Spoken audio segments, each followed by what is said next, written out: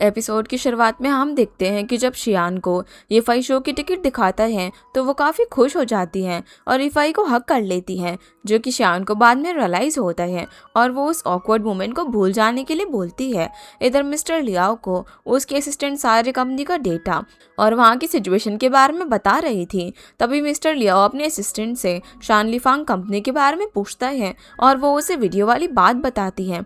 वहीं शियान शो में जाने के लिए रेडी हो जाती है। वो यीफाई से अपने आउटफिट के बारे में पूछती है तो वो उसे कहता है कि वो ऑलरेडी काफ़ी बार कपड़े बदल चुकी है। शियान अब यीफाई से दोनों टिकट्स लेकर वहाँ से जा रही थी, लेकिन यीफाई उसे रोक लेता है और कहता है कि इसमें से एक टिकट उसका भी है। लेकिन शियान को पता था कि यीफाई को उसका आइडल पता भी नहीं था, इसीलिए उसने शो का प्लान किसी और के साथ बना लिया था। लेकिन यीफाई शियान से झूठ बोल देता है कि उसने टिकट्स लाने में काफ़ी मेहनत करी है, इसलिए वो भी अब शो देखने के लिए आएगा, जिसके लिए शियान मान जाती है और उसे फेवर रिटर्न करने के लिए मील भी ऑफर करती है। इधर मिस लियाओ वांग के साथ अपने घर पर होती है, जहां पर मिस्टर लियाओ आ जाते हैं और वो उससे वीडियो वाली बात करते हैं, जहां पर वांग मिस्टर लियाओ से कहता है कि वो वीडियो किसी ने रैंडमली नहीं बल्कि किसी मोटिव से डाला है और अभी एक्शन लेने से उनकी कंपनी पर भी इफेक्ट हो सकता है, इसीलिए अच्छा यही होगा कि वो सभी फिलहाल उसे इग्नोर करें। वांग की ये बात सुनकर वो उसे इम्प्रेस हो जाते हैं। इधर शियान और यीफाई शो देखने के लिए जाते हैं, जहाँ पर शियान काफ़ी इंजॉय कर रही थी, लेकिन यीफाई बस उसे ही देखे जा रहा था। वो रोमांटिक होकर उसका हाथ पकड़ने की कोशिश करता है, लेकिन शियान अपना हाथ साइड कर लेती है और इतनी ही देर में वो शो भी खत्म हो जाता है। इसलिए शियान अपने आइडल से मिलने के लिए स्टेज पर चली जाती है, जहाँ पर यीफाई को उसका फोटो क्लिक करना पड़ता है। वो यीफाई को थैंक्स कहती है और साथ ही अपनी तरफ से ड्रिंक भी ऑफर करती है, तो इसके लिए वो दोनों घर आ जाते हैं और ड्रिंक करते हैं। फिर वो दोनों मस्ती कर रहे थे, तभी शियान उसे किक करती है और यीफाई उसका पैर पकड़ लेता है। इस मोमेंट पर दोनों बहुत ही क्लोज आ जाते हैं। तभी यीफाई को जिनसी का कॉल आता है। वो कॉल अटेंड करने के लिए अपने रूम में चला जाता है, जो देखकर शियान को लगने लग जाता है कि वो किसी लड़की से बात कर रहा है। कुछ देर बाद यीफाई अब रेडी होकर कहीं जा रहा था, तो शियान को लगता है कि वो ज़रूर जिनसी से मिलने जा रहा है, इसलिए यीफाई उसे कहती है कि वो उस लड़की से पोलाइटली बात करे और अपने टेम्पर का ध्यान रखे, जो बात यीफाई को समझ नहीं आती। वहीं वांग अपने ऑफिस में होता है, तभी उसे अपने डैड का कॉल आता है, जो उसे बताते हैं कि उसकी मॉम की तबीयत अब काफ़ी ख़राब है।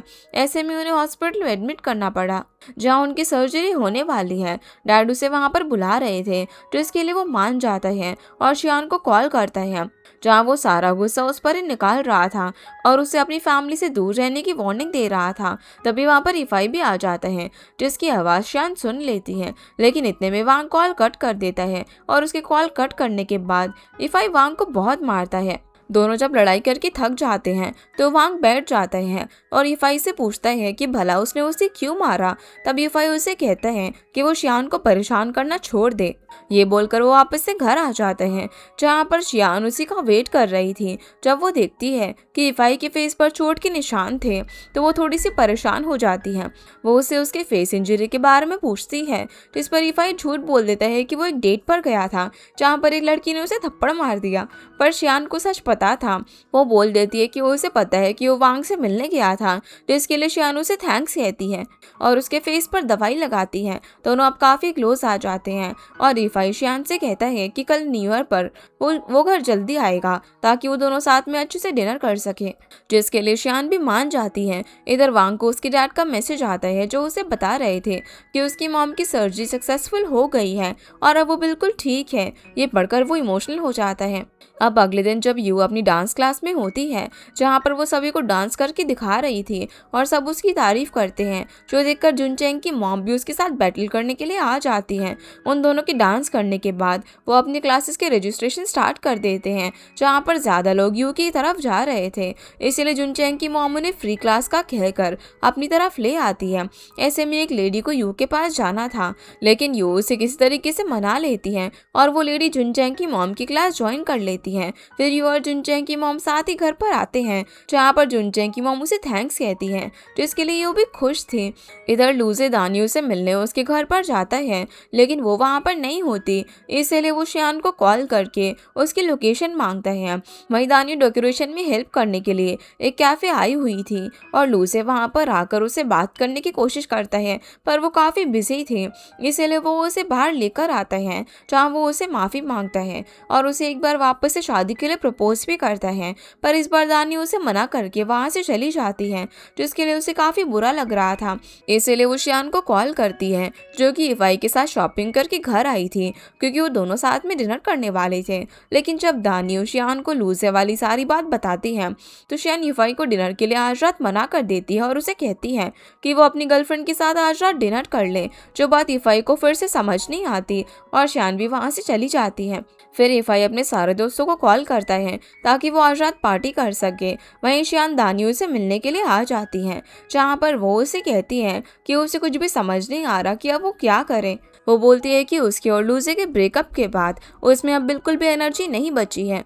वो सारी चीज़ों को लेकर काफ़ी कंफ्यूज्ड है। ऐसे में शियान उसे न्यू ईयर पर अकेले नहीं छोड़ना चाहती थी, इसीलिए वो उसे लेकर अपने घर आ जाती है, जहाँ पर शियान उसे रेस्ट करने को कहकर खुद इफाई को चेक करने उसके रूम में जाती है, पर वो वहाँ पर नहीं था, इसीलिए वो अकेले ही खाना बना लेती है। वहीं जुनचेंग अपने घर पर होता है, जहाँ उसके घर वाले न्यू ईयर के लिए खाने की तैयारी कर रहे थे, पर जुनचेंग अपनी मॉम से कह देता है कि वो आज अपने फ्रेंड्स के साथ बाहर डिनर करेगा, जो सुनकर उसकी मॉम नाराज़ हो जाती है और अपनी रूम में चली जाती है। वहाँ पर जाकर उसकी मॉम अपनी और यू की डांस वाली वीडियो देखने लग जाती है, और कहीं ना कहीं उन्हें भी यू का डांस काफ़ी अच्छा लगा था।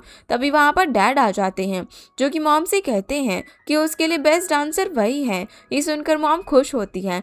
वहीं शियान और दानियो साथ में डिनर कर रहे थे, जहाँ पर शियान उसे उसके और लूजे के बारे में पूछती है। तब दानियो वापस से इमोशनल हो जाती है और वो ना रोए, इसलिए शियान उसे मजाक करने लग जाती है और उसकी फ़ोटो क्लिक करती है, जो देखकर वो उसे वो अजीब फोटोज डिलीट करने को कहती है। वहीं जुनचैंग के मॉम डैड जब सो रहे थे, तब डैड ये बात जुनचैंग को बता देते हैं कि उसके रिलेशनशिप में अब थोड़ी सी उम्मीद है, जो कि जुनचैंग पढ़ लेता है, क्योंकि वो गेम जोन में यू के साथ में ही था और वो दोनों वहीं पर न्यू ईयर गेम खेलते हुए बिताने वाले थे। वहीं शियान और दानियो पार्टी करने के लिए कैरियोके जाते हैं, जहाँ पर इफाई भी अपने दोस्तों के साथ आया हुआ था। वहाँ पर उसके दोस्त उसे जिंजी के साथ ड्रिंक करने को कहते हैं, पर इफाई कॉल का बहाना करके वहाँ से बाहर आ जाते हैं। वहीं शियान और दानियो और ड्रिंक करते हैं और गाना गा रहे थे। तभी शियान को लूजी का कॉल आता है। जब वो दानियो की आवाज़ सुनता है तो उसे पता चल जाता है कि वो शियान के साथ में ही है, इसलिए वो उसे लेने के लिए निकल जाता है। वहीं शियान और दानियो अपने ब्रेकअप की बातें करके सैड हो जाती हैं, तो उन्हें ड्रंक देखकर दो आदमी उनकी तरफ आते हैं और शियान के साथ वो दानियो को भी पकड़कर अपने साथ ले जाने लग जाते हैं। लेकिन सही टाइम पर वहाँ पर इफाई और लूजे आ जाते हैं, जो कि उन आदमियों से फाइट करते हैं और दोनों लड़कियों को बचा लेते हैं। पर वो आदमी बैकअप के लिए कुछ और लोगों को कॉल करते हैं, जो देखकर शियान डर जाती है। वो सभी को वहाँ से भागने के लिए कहती है, लेकिन इफाई उसे रोक लेता है। तभी वहाँ पर बहुत सारे लोग आ जाते हैं, लेकिन वो सभी इफाई के दोस्त थे। उन्हें आता हुआ देखकर वो दोनों आदमी वहाँ से भाग जाते हैं। फिर इफाई के दोस्त उसे कहते हैं कि उसने आज उन्हें साथ में सेलिब्रेट करने का प्रॉमिस किया था। ऐसे में इफाई को उनके साथ जाना था, इसलिए वो शियान और दानियो को भी अपने साथ ले लेता है। वो अब अपने फ्रेंड्स को अलग बैठाकर खुद शियान के साथ डिनर करने बैठ जाता है। वहाँ पर वो उसे बहुत डांटता है और शियान को समझाता है कि उसे इस तरह रात को अकेले नहीं निकलना चाहिए था, पर शियान ड्रंक थी, इसलिए वो उसकी बातों पर ज़्यादा रिएक्ट नहीं करती। वो उससे पूछने लग जाती है कि वो डिनर में क्या खाना चाहेगा। ऐसे में इफाई भी समझ जाता है कि वो ड्रंक है, इसलिए वो उससे पोलाइटली बात करता है। वहीं यू और जुनचेंग साथ में गेम जोन में होते हैं, जहाँ पर वो दोनों गेम जीत जाते हैं। जुनचेंग इतना खुश हो जाता है कि वो सीधा यू को हक कर लेता है, जो कि उसे बाद में रियलाइज होता है, लेकिन यू को भी वो हक पसंद आया था। वहीं शियान इफाई के साथ डिनर कर रही थी। तब न्यू ईयर का काउंटडाउन शुरू हो जाता है। जब वो काउंटिंग कर रहे थे, तब इफाई के हाथ से खाना गिर जाता है, जो देखकर शियान उस पर हंसने लगती है और फिर अपने हाथों से उसका फेस साफ करती है। दूसरी तरफ जुनचेंग जब यू को न्यू ईयर विश करता है, तब यू उसे एक विश मांगने को कहती है। जुनचेंग हंसते हुए अपनी विश मांगता है। अब न्यू ईयर सेलिब्रेशन के बाद शियान इफाई से कहती है कि उसे लूजे से अकेले में कुछ बात करनी है, इसलिए इफाई उन्हें अकेला छोड़ देता है और अपने दोस्तों के पास आता है, जहाँ पर वो उनके साथ डिनर कर रहा था। तभी इफाई अपने दोस्तों को बताता है कि शियान और दानियो काफ़ी ड्रंक है, इसलिए उसे पार्टी बीच में छोड़कर वापस घर जाना पड़ेगा। ये सब बातें जिनसे भी सुन रही थी, जिसे ये सब बिल्कुल भी अच्छा नहीं लगता। वहीं शियान लूजे से बात कर रही थी, जहाँ वो उससे पूछती है कि क्या वो अभी भी दानियो से प्यार करता है। लूजे ये बात एक्सेप्ट कर लेता है, तो शियान अब उसे सीधा पूछ लेती है कि अगर दानियो ने फिर भी लूजे को एक्सेप्ट नहीं किया तो वो क्या करेगा। वो इस बात को सुनकर उससे कहता है कि अगर दानियो उसे पसंद ना भी करे फिर भी वो हमेशा उस पर नजर रखेगा और उसका ध्यान रखेगा और वेट भी करेगा जब तक वो उसे वापस से एक्सेप्ट ना कर ले। वो लोग ये बातें कर ही रहे थे, तभी दानियो लूजे को टाइट हक करके बैठ जाती है। वही येफाई और उसका फ्रेंड अभी भी शियान के बारे में ही बातें कर रहे थे, जहाँ पर येफाई का फ्रेंड उससे शियान के बारे में कुछ ज्यादा ही पूछ रहा था। इसलिए येफाई उसे कह देता है कि शियान एक बहुत ही टफ लड़की है जो कि हर वक्त सीरियस रहती है, और ये सब बातें जिनसे भी सुन रही थी। फिर येफाई शियान को लेने के लिए जाता है, लेकिन वो सभी सो चुके थे। ऐसे में येफाई उन सभी को उठाता है और दानियो के ड्रंक होने की वजह से लूजे भी शियान के साथ उसके फ्लैट पर ही आ जाता है, जहाँ पर शियान अपने रूम में दानियो को सुला रही थी। और दानियो लूजे को वहाँ पर खड़ा देखकर शियान से कह देती है कि उसे लूजे से कुछ बात करनी है। इसलिए शियान उसे भी अंदर जाने देती है और वो खुद काउच पर सोने वाली थी, इसलिए येफाई उस पर हंसता है और अपने रूम में चला जाता है। लेकिन तभी उन्हें कुछ गिरने की आवाज़ आती है, इसलिए येफाई भी अपनी रूम से बाहर आ जाता है। वो शियान के साथ जल्दी रूम चेक करने के लिए जाता है, क्योंकि उन्हें लग रहा था कि लूजे और दानियो फाइट कर रहे हैं, लेकिन ऐसा कुछ भी नहीं था। वो दोनों लूजे और दानियो को एक साथ देख लेते हैं, जिस वजह से काफ़ी ऑकवर्ड सिचुएशन क्रिएट कर देते हैं। और सब कुछ सही करने के लिए येफाई उनसे माफ़ी मांगता है और गेट बंद करके शियान को बाहर ले जाता है, जहाँ वो दोनों हंसने लगते हैं। येफाई अब वापस से अपनी रूम में चला जाता है। अगले दिन अब जब शियान और येफाई साथ में ब्रेकफास्ट कर रहे थे, तब दानियो और लूजे गेट खोलकर उन्हें देखते हैं, फिर छुप छुप कर बाहर आते हैं, जहाँ पर दोनों फ्लैट से जा रहे थे। लेकिन येफाई उन्हें ब्रेकफास्ट करने के लिए रोक लेता है और वो लोग साथ में बैठ जाते हैं, जहाँ येफाई दानियो से मजाक में उसके लिप्स पर कमेंट करती है कि वो काफ़ी स्वेल लग रहे हैं। तब दानियो झूठ बोल देती है कि उसने पूरी रात लूजे को डांटा है, इसीलिए ऐसा हुआ है। लेकिन सभी को सच्चाई पता थी, इसलिए वो लोग हंसने लग जाते हैं और दानियो का लूजे के साथ वापस से पैचअप हो जाता है। फिर वो सभी एक दूसरे को न्यू ईयर का फर्स्ट डे विश करते हैं। अब क्योंकि येफाई भी वहाँ से जा रहा था, इसीलिए वो जाते जाते शियान को बहुत सारा काम बता रहा था, जो कि लूजे और दानियो नोटिस कर लेते हैं। येफाई के जाने के बाद लूजे दानियो और शियान को बताता है कि उसे येफाई बहुत ज़्यादा फेमिलियर लगा और कुछ दिन पहले वो अपनी इन्वेस्टमेंट की बात करने के लिए फेमस शियांग ग्रुप के चेयरमैन से भी मिलने गया था। उन्हें देखकर लूजे को येफाई की याद आ गई थी, क्योंकि वो दोनों ही सेम दिख रहे थे, पर उनमें से कोई भी इस बात को सीरियसली नहीं लेता। दूसरी तरफ क्लास खत्म होने के बाद जुनचेंग की मॉम यू से मिलने के लिए आती हैं। वो उसे कुछ डिस्कस करने के लिए ऑफिस में लेकर चली जाती हैं, जहां वो बस यू को यही समझाती है कि वो उसे अब जुनचेंग के लिए परफेक्ट लगती है, लेकिन यू को अपनी फैमिली को थोड़ा स्टेबल बनाना होगा, तभी वो जुनचेंग से शादी करने का सोच पाएगी, क्योंकि अभी वो अलग अलग जॉब्स की वजह से बिल्कुल भी स्टेबल नहीं थी। जो सुनकर यू को थोड़ा सा बुरा फील होता है। वो बताती है कि वो जुनचेंग के लिए फील तो करती है और वो ये भी समझती है कि उसकी मॉम जुनचेंग की कितनी फिक्र करती है, लेकिन वो अपने आप को चेंज नहीं कर सकती, ना ही वो किसी के बोलने पर कभी चेंज होगी, क्योंकि ऐसा करके वो बस सामने वाले को सेटिस्फाई कर देगी, पर वो खुद कभी खुश नहीं रहेगी। इसीलिए वो ये भी डिसाइड करती है कि वो बस जुनचेंग के साथ फ्रेंड्स बनकर ही रहेगी। दूसरी तरफ येफाई शियान से पूछता है कि आज वो लंच में क्या बना रही है। तब शियान उसे मना कर देती है और कहती है कि वो डाइट पर है और उसे पढ़ना है। तब येफाई उसे एग्स का एक बहुत ही बड़ा बॉक्स सिखाता है और एक शेड्यूल भी देता है, जो कि उसने उसके एग्जाम तक की पढ़ाई के लिए बनाया था, जिसे देखकर शियान बहुत ज़्यादा खुश हो जाती है। वो सबसे पहले येफाई के लिए लंच बनाती है और फिर बदले में येफाई उसे पढ़ाने में हेल्प करता है। वहीं वांग अपने डैड के साथ अपनी मॉम को लेकर वार्ड में शिफ्ट हो चुका था, जहां वो कॉल करके सबसे पहले मिस लियाओ को थैंक्स बोलता है, क्योंकि उसकी वजह से ये सारा अरेंजमेंट हो पाया था और उसकी मॉम की सर्जरी स्मूथली हो गई थी। वो मिस लियाओ को अपनी मॉम से मिलने के लिए भी कहता है, ताकि उसकी मॉम को अच्छा फील हो, पर वो आने से मना कर देती है, क्योंकि वो अपने ऑफिस वर्क में बहुत ही बिजी थी। वहीं शियान की डैड उसे कॉल करके बताते हैं कि कल उनके ओल्ड लीडर का बेटा शंघाई आ रहा है, तो शियान को उससे मिलना होगा और वो उसे वीचैट पर रिक्वेस्ट भी सेंड करेगा, तो शियान को वो एक्सेप्ट करनी होगी। यानी कि वो बस एक तरह से उसकी नेक्स्ट ब्लाइंड डेट थी। इसलिए शियान अपना फ़ोन चेक करती है, तब उसे फेंग नाम के लड़के की रिक्वेस्ट मिल जाती है, जो कि उसके डैड के ओल्ड लीडर का बेटा था। वहीं जुनचेंग जब घर पर होता है तो उसके मॉम डैड उसे लेकर बहुत ही फिक्र कर रहे थे कि अब तक शायद यू ने उसे आज जो कुछ भी हुआ वो बता दिया होगा, पर जुनचेंग को इसका बिल्कुल भी आइडिया नहीं था। इसलिए वो आराम से डिनर करता है और गेम्स खेलता है। उसकी मॉम उसे डॉर्म जाने को कहती है और वो चुपके से उसकी कीज में से घर की कीज निकाल देती हैं ताकि जुनचेंग यू से मिलकर आने के बाद उन लोगों से फाइट करने वापस घर पर ना आ जाए। और होता भी कुछ ऐसा ही है। जब जुनचेंग यू से मिलता है तो वो उसे क्लियरली बता देती है कि आज उसकी मॉम ने उसे क्या कहा, इसलिए यू सिर्फ उसके साथ एक कॉमन फ्रेंड की तरह रहना चाहती है। जो सुनकर जुनचेंग बहुत ज़्यादा अपसेट हो जाता है। वो अपने घर भी जाता है पर उसके मॉम डैड दरवाज़ा नहीं खोलते। अब अगले दिन हम देखते हैं कि शियान ऑफिस के लिए रेडी होती है। वो ऑफिस के बाद डायरेक्टली डेट पर जाने वाली थी, इसीलिए वो एक ड्रेस पहनती है और ऊपर ओवरसाइज जैकेट, जो देखकर येफाई उससे पूछता है कि वो पोलर बेयर की तरह क्यों लग रही है। तब शियान उसे अपने जैकेट के अंदर की ड्रेस दिखाती है जो कि थोड़ी शॉर्ट भी थी। वो देखकर येफाई शॉक रह जाता है और शियान से कहने लग जाते हैं कि उसे इस तरह की ड्रेस पहनने की कोई ज़रूरत नहीं है क्योंकि वो दोनों ऑफिस ही जा रहे हैं। इसीलिए वो उसे चेंज करने को भी कहता है पर शियान उसकी बात नहीं मानती। दोनों अब ऑफिस जाते हैं तो शियान अपना जैकेट उतारने लगती है लेकिन येफाई उसे भी उतारने से मना कर देता है। जब ब्रेक टाइम में वांग शियान से बात करने के लिए आने लगता है तब येफाई उनके भी बीच में आ जाता है। शियान उसे कहती है कि उसने वांग को कितना जोर से हिट किया था क्योंकि उसके फेस पर अभी तक निशान था। तब येफाई कहता है कि वांग ने भी तो उसे हिट किया था ना, और उसके फेस पर निशान इसलिए नहीं है क्योंकि शियान ने उस पर मेडिसिन लगाई थी।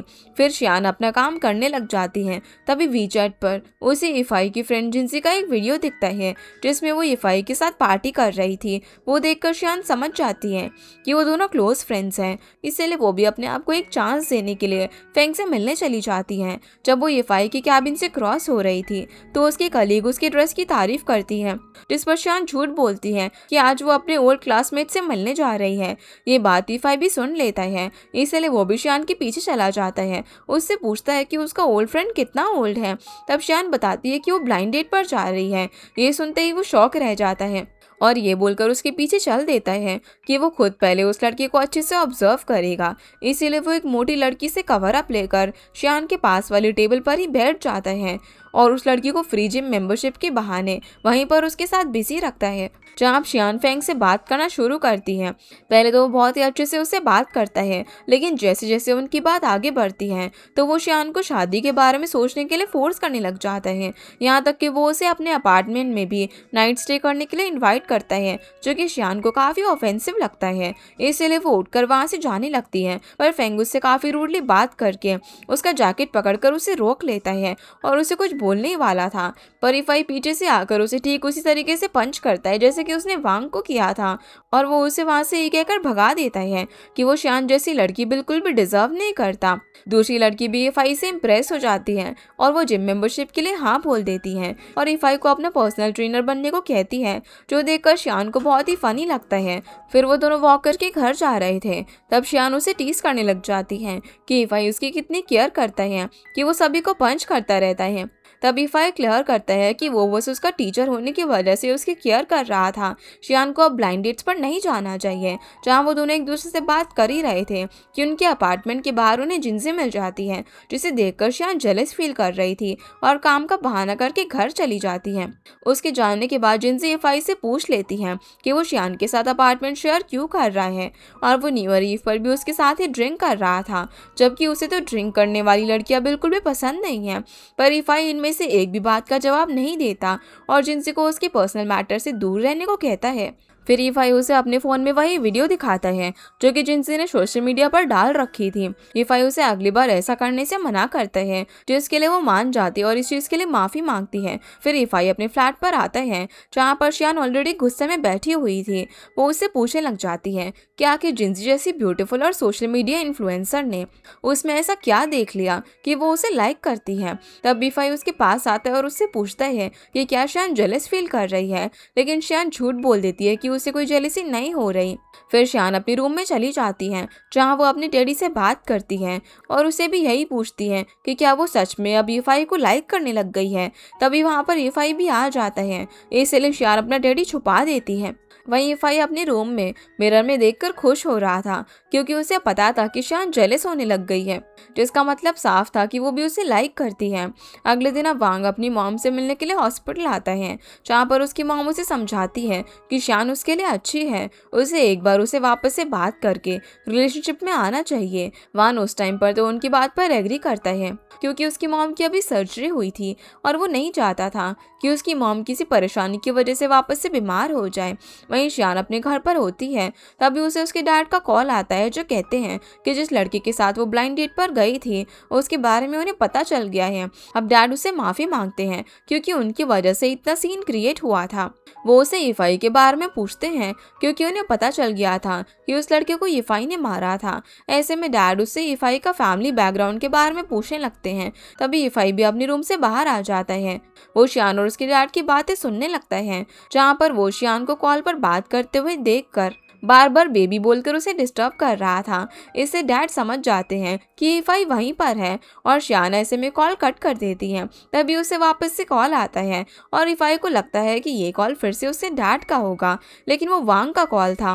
वो शियान को अपनी मॉम की हेल्थ के बारे में बताता है और साथ ही वो उसे बताता है कि उसकी मॉम उसे काफ़ी मिस कर रही है, वो उससे मिलना भी चाहती है, जिसके लिए शियान मान जाती है। और कॉल कट करने के बाद वो काफ़ी टेंशन में आ जाती है, क्योंकि उसे पता था कि वांग की मॉम हॉस्पिटल में है और उनके एक्सपेंसेस काफ़ी हाई होंगे, पर शियान के पास इतने पैसे नहीं थे।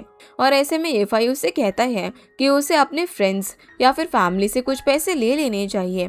तब शियान को याद आता है कि उसने एक बार अपने एक सीनियर की मेन्यूस्क्रिप्ट लिखकर फंड जमा करने में मदद करी थी, जिसके लिए शियान उस सीनियर को मैसेज करती है, लेकिन वो सीनियर उसका मैसेज देखकर उसे ब्लॉक कर देता है। ऐसे में शियान उसे कॉल करती है, पर वो उसका फ़ोन पे पिक नहीं करता। ये सब देखकर ईफाई उसे सजेस्ट करता है कि उसे सीधा अपने सीनियर के ऑफिस चले जाना चाहिए। इसलिए वो उस सीनियर के ऑफिस जाती है, जहाँ पर वो सीनियर उसे पैसे देने से मना कर देता है और बहाना बनाता है कि शियान की बनी हुई मेन्यूस्क्रिप्ट बहुत ही ख़राब थी, जिससे उसका कुछ काम नहीं हो पाया। इसलिए शियान उसे वो स्क्रिप्ट वापस मांगती है, लेकिन उसके पास वो भी नहीं थी। तभी उस सीनियर को अपने चेयरमैन का कॉल आता है, जो उसे कुछ कहता है। ये सुनकर वो सीनियर उस पर काफ़ी गुस्सा करता है और उससे पूछता है कि भला शियान ने उसके बॉस से कांटेक्ट कैसे बनाया, लेकिन शियान को उसकी कही हुई बात समझ नहीं आती। तभी वहाँ पर गार्ड्स आ जाते हैं, जो सीनियर को वहाँ से लेकर चले जाते हैं। फिर वहाँ पर चेयरमैन का असिस्टेंट आता है, जो कि शियान को अपने साथ ले जाता है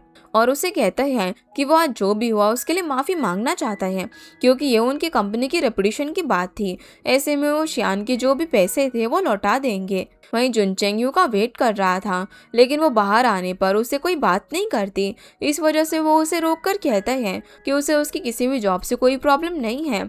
साथ ही जुन चेंग उसे बताता है कि जब वो अकेला था तो उसकी मॉम ही उसका ध्यान रखती थी, इसलिए वो अपनी मॉम की हर बात मानता था। लेकिन वो अब बड़ा हो चुका है और उसकी लाइफ में अब वो आ गई है, इसलिए वो एक जेंटलमैन बनने की कोशिश करेगा। जिस पर ये उस वक्त कोई रिएक्शन नहीं देती और आगे बढ़ जाती है, लेकिन फिर वो भी स्माइल करती है। वहीं शियान वांग की मॉम से मिलने के लिए हॉस्पिटल आ जाती हैं, जहां पर वो उसे वापस से रिलेशनशिप में आने के लिए बोलती है, पर शियान उन्हें पोलाइटली समझाती है कि उसका और वांग का अब कुछ नहीं हो सकता। ये सब वांग भी बाहर खड़े होकर देख रहा था। फिर शियान बाहर आ जाती है और वांग उसे थैंक्स करता है, लेकिन शियान बताती है कि वो यहाँ पर बस उसकी मॉम की अच्छी नेचर की वजह से ही आई थी और उसने कुछ पैसे भी उसे ट्रांसफ़र कर दिए हैं। फिर वो वहाँ से जा रही थी, तभी वहाँ पर मिस लियाओ भी आ जाती है, जो कि वांग और शियान को साथ में देख लेती है। शियान फिर जब घर पर पहुँचती है तो उसे आता हुआ देखकर ईफाई पोज बनाकर बैठ जाता है, लेकिन शियान को पता था कि उसने उसकी आज हेल्प करी है और ऐसे में वो उसे थैंक्स कहती है। ईफाई को लगता है कि आज वाले बर्तन इसके लिए उसे नहीं धोने पड़ेंगे, पर शियान उसे कह देती है कि आज तो उसे उसकी कुकिंग में भी हेल्प करनी पड़ेगी। फिर वांग और मिस लियाओ अपने घर जा रहे थे, तभी वो वांग से काफ़ी नाराज़ थी, क्योंकि उसने उसे नहीं बताया था कि शियान भी हॉस्पिटल में आने वाली है। पर वांग उससे कहता है कि वो उसे कब का बताना चाहता था, लेकिन वो इतना बिजी थी और उसे टाइम नहीं दे पा रही थी। ये सुनकर मिस लियाओ उससे नाराज़ हो जाती है और कार से बाहर भेज देती है।